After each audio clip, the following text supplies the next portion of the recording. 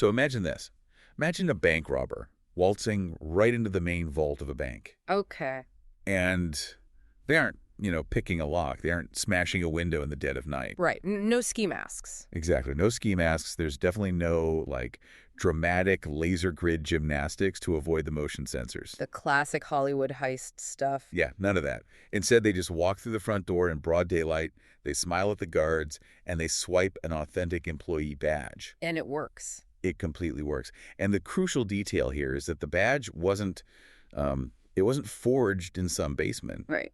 It was actually printed, encoded, and mathematically verified by the bank's very own security system. Which is just wild to think about. It really is. I mean, it sounds like a movie script. Yeah. But in the world of modern software development, this exact scenario is playing out right now. And the vaults being emptied, well, they hold the keys to the entire global digital economy. Which, honestly, it forces a very uncomfortable realization for all of us. I mean, we spend an overwhelming amount of time and budget building these massive, impenetrable walls to keep attackers out. Oh, absolutely. But we're dealing with a threat landscape where attackers they're simply being invited inside. Yeah. They're handed a cup of coffee and given full administrative privileges just because they're wearing the right uniform. I mean, the perimeter doesn't matter when the threat originates from inside your own trusted supply chain. Yeah, and that brings us to the core of today's deep dive. So we're looking at a recent, really highly detailed blog post from GRC PROS. Yeah, the one from May 25, 2026. That's the one. And the title just sets the stakes immediately. It's called Mini Shai-Hulud was not just a malware campaign, it was a governance warning. It's a great title. It really is. So our mission today, for you listening, is to figure out how attackers are weaponizing the very tools, the dependencies and workflows that developers use every single day, and why organizations fundamentally need to just completely rethink their entire trust layer. Because the scale of this specific campaign, the Mini Shai-Hulud one, it's what makes that governance warning so incredibly urgent. Yeah, it wasn't small. No, not at all. The source details that this campaign didn't just pop a few vulnerable servers. It compromised hundreds of open source packages. Hundreds. Right. And we aren't talking about, obscure, forgotten repositories maintained by one guy on the weekends. Wait. These compromised packages were connected to major, heavily trafficked ecosystems. Yeah, the text specifically calls out ecosystems surrounding Tanstack, UiPath, and Mistral AI. Huge names. We're talking about tools and dependencies downloaded millions of times per week. Millions! Yeah. So, this wasn't a targeted spear phishing email aimed at some gullible executive. No, it was a sweeping net. Exactly. Yeah. A netcast across the foundational scaffolding that modern enterprise applications are built on. And that points to a massive shift in attacker methodology. I mean, this wasn't an attack on a single application or a specific database. Or like a known vulnerability in a firewall somewhere. Exactly. It was a direct attack on the machinery that creates and distributes software. I mean, when you compromise the factory floor... The actual assembly line. Right. You don't just infect one product. You inherently infect every single thing that rolls off the assembly line from that moment forward. Okay, let's unpack this. Yeah. Because the mechanics of how they actually executed this on the factory floor are just wild. Oh, yeah. The malware essentially embedded credential-stealing code into packages that developers and entirely automated build systems would normally treat as completely legitimate. Right. They weren't executing DDoS attacks to crash servers or anything loud like that. No, they were silently targeting developer environments, cloud credentials, CI/CD secrets, the continuous integration and deployment pipelines. Configuration paths. Yeah, all of it. And that focus on the developer environment, that is the key to the whole campaign. Because today, practically every organization on the planet, banks, hospitals, massive logistics firms, critical infrastructure, It'll all run on code. Completely software dependent. So when a developer's local machine or the CI/CD pipeline gets popped, the foundational trust layer of the company breaks. It just shatters. Right. This isn't just an IT headache where, someone needs their laptop wiped. The attacker now has the programmatic keys to AWS environments. Wow. Production databases, customer records. It instantly becomes a business continuity crisis. A regulatory exposure nightmare, honestly. Oh, totally. It's a board-level risk. So, okay, I get the gravity of the risk. Mm-hmm. If an attacker compromises the factory, the locks rolling off the line are compromised. Exactly. But I'm stuck on the how. Yeah. Like, how are these maliciously altered packages bypassing the standard security checks that these massive organizations have in place? Because we have static application security testing, we have firewalls, we have endpoint detection. If a developer pulls down a package from TanStack that suddenly contains, credential stealing malware, why doesn't the system throw red flags immediately? Well, the alarm doesn't sound because the disguise is mathematically flawless. Really? Yeah, the system is operating exactly as designed. The compromised packages carried what appeared to be perfectly valid provenance signatures. And because the system verifies the signature and it sees that it matches the expected cryptographic key, it just waves the package right through the checkpoint. But hold on, if the signature is mathematically valid, the system basically has no choice but to let it through. Right. So are you saying the attackers actually stole the private cryptographic keys from these massive open source maintainers? Or did they trick the system into signing bad code? It's usually the latter. And that highlights what we can call the signature fallacy. The signature fallacy, okay. Yeah, because a valid signature is heavily misunderstood in the industry. It proves that a software package went through a specific expected pipeline. Okay. It mathematically guarantees that the package came from point A, but it absolutely does not guarantee that point A wasn't compromised before the signing process even occurred. Oh, wow. Yeah, it's a chain of custody mechanism. It's not a safety guarantee. Okay, here's where it gets really interesting. It's like checking a shipping label to confirm a box came from the right warehouse. Exactly. You look at the barcode, it scans perfectly, the tracking number matches the manifest in your system. Yeah. Everything looks great. Right, the system says it's fine. But you are completely failing to check if someone broke into the warehouse, opened the box, and swapped the contents before it was ever loaded onto the truck. Yes. The label is genuine, but the contents are toxic. That visual captures the mechanical failure perfectly. The signature is the shipping label, and our automated security guards are currently only trained to scan barcodes. If the CI/CD pipeline, the warehouse in your analogy, is compromised, the pipeline will faithfully and securely sign the attacker's malicious code. It's just doing its job. The system did its job, it just signed poison. Wow. And, the GRC PROS text brings up another massive blind spot that ties right into this supply chain vulnerability. Oh, the developer tooling directories. Yes, specifically citing findings from Cyberscoop about that. I found this part fascinating because it focuses on areas we assume are benign. Right, completely safe. Right. They point out that hidden folders on a developer's machine, specifically directories like .vscode or .claude, are routinely excluded from version control systems like Git. Yeah, and they are excluded to keep repositories clean of local configuration noise. Which makes sense on paper. It does. But by excluding them, organizations create a massive, unmonitored shadow environment. Think about the privileges associated with a developer's local machine. Oh, they have everything. It is arguably the most highly privileged space in the entire corporate network.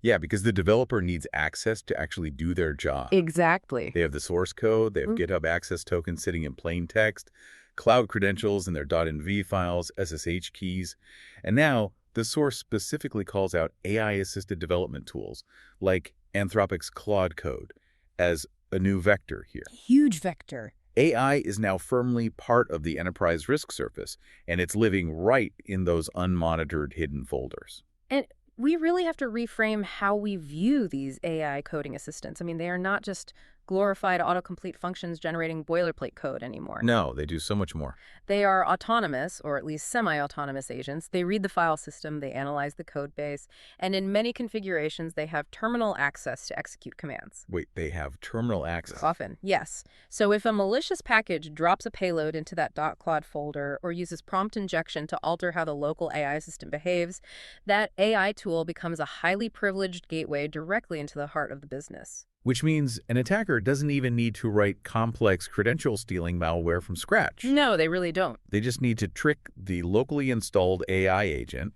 which, like you said, already has permission to read the environment variables and run scripts, into exfiltrating the AWS keys during a routine code review. Exactly. The AI does the heavy lifting for them. That is terrifying. And because that activity is originating from a trusted developer tool running locally, traditional endpoint detection often just ignores it. It just assumes the developer's doing it. Right. It just looks like the developer's testing a new script. Okay, so if the shipping labels are lying to us with valid signatures, Yeah. and our local developer workstations are these massive, unmonitored blind spots running AI agents with terminal access, Yeah. how do we even begin to map out what software is actually operating in our environment? Right. Because you can't secure what you can't see. Right. The source argues the only way forward is a complete, transparent, and operational inventory. Yes. The shift has to move away from static security gates toward operational governance. And this introduces the concept of bills of materials. Okay. Specifically, the software bill of materials, or SBOM, and increasingly the AI bill of materials, or AI bomb. Okay, I'm going to be completely honest here. Every time someone brings up SBOMs, my eyes glaze over just a little bit. I think a lot of people feel that way. Because, we all know what an SBOM is in theory, right? It's the classic ingredient list for your software that lists dependencies and versions. Your recipe. Right. But in practice, it usually just sounds like massive administrative overhead. Most organizations generate them to satisfy a compliance checklist. They throw them into a vendor portal as a PDF, and they literally never look at them again. And the GRC PROS piece is incredibly aggressive about that exact failure. An SBOM sitting as a stale PDF in a vendor management portal is completely useless. Useless. In fact, they argue it's worse than useless because it provides a false sense of security. Oh, that makes sense. You think you're covered. Right. The critical shift in governance, risk, and compliance is that these documents must be live, machine-readable operational controls. They have to be integrated directly into your CI/CD pipelines, your vulnerability management platforms, and your automated incident response workflows. And the text introduces the AI bomb as the necessary evolution of this for the AI era. Yes. Because it's not just listing software libraries anymore. An operational AI bomb tracks which AI-enabled tools are actually in use, what specific models are supporting them, what training data or Azure access they have, Right. what permissions they hold, and critically, whether they possess the capability to execute commands or modify code autonomously. Because that granular visibility into permissions is absolutely vital. Knowing that a developer is using a coding assistant is useless unless you also know exactly what that assistant is authorized to touch. Okay, so what does this all mean operationally? Because I get the theory. But if an attack like Mini Shai-Hulud is moving through the open source ecosystem in minutes, updating a giant, highly detailed inventory spreadsheet isn't going to save my network. No, it won't. How is this demand for SBOMs and AI bombs not just more compliance theater when, as the source points out, hours matter during a supply chain compromise? You're right. A list alone does not stop a fast-moving supply chain attack. And the text actually calls out the static approach as audit season theater. Audit season theater, I love that. It's so accurate. Visibility is simply the prerequisite. The actual defense, the mechanism that protects the organization, comes from what you do with that visibility. Okay. Specifically, how fast you can execute a blast radius analysis and then physically pull the plug. Blast radius analysis. Yeah. Okay, so when an alert drops on Tuesday afternoon that hundreds of packages in the Tanstack ecosystem have been compromised, the very first question every single CISO asks is, are we exposed? Exactly. And without a live operational SBOM integrated into your environment, the process of answering that question is just pure chaos. Oh, the source describes that chaos perfectly. Huh. It's emergency Slack threads, developers frantically grepping through repositories manually, Total nightmare. updating spreadsheet trackers by hand, blasting emails to third-party vendors, and just hoping they reply before the end of the day. Right. The text literally says that is not resilience, that is improvisation. And improvisation is a losing strategy against automated malware. With an operational SBOM, you don't send emails. You query the system and instantly answer the core questions. Like what? Like, which of our microservices use the compromised package version? Did that specific microservice have access to sensitive cloud credentials? Did it ever execute in a production environment? Or was it strictly contained to a local developer machine? So you know exactly where the fire is. Exactly. You map the exact contours of the blast radius in seconds, not days. And once you map that radius, you need the capability the source calls revocation workflows. Yes, crucial point. This part shifted my perspective entirely, honestly, because we spend millions of dollars and countless hours engineering how to securely onboard tools, how to approve software, and how to deploy faster. Oh, constantly pushing for speed. Right. But we spend almost zero time engineering how to aggressively and systematically unapprove software. It is the capability to pull the plug, and it requires deep architectural integration because it is not enough to simply flag a tool as malicious in a dashboard somewhere. Right, a red icon doesn't stop the malware. Exactly. The organization must have the systematic, automated capability to block those packages at the proxy level, to force immediate credential rotation for any IAM roles the package touched, Wow. to suspend publishing rights in the CI/CD pipelines so no new builds can go out, and to quarantine affected developer machines via the endpoint detection tools instantly. But realistically, executing a massive automated revocation across an entire enterprise infrastructure would just grind the business to an absolute halt. Oh, complete. If you sever every pipeline the moment a dependency is flagged, your engineering velocity drops to zero. Right. So the text addresses this friction by detailing the necessity of risk tiering. Yes, because you have to engineer this practically. Not every single package or tool requires the same draconian security response. A JavaScript library being used in a throwaway internal analytics dashboard. Yeah. That does not carry the same risk profile as a core dependency embedded directly in your production payment gateway. Or returning to the AI vector, an AI tool that only generates text documentation is in a completely different risk tier than a local AI coding assistant that has terminal access, reads SSH keys, and can execute bash scripts on a developer's machine. Exactly. Night and day difference. So you tier the risk up front so you know exactly where to apply heavy automated revocation governance and where you can afford to let developers move fast and remediate manually. And implementing that risk tiering is what keeps governance from becoming a bottleneck. It shifts security from being the department that constantly says, the classic security trope. Right, to the department that defines how the business can operate safely at speed. The GRC PROS source makes a really stark, unforgiving contrast here.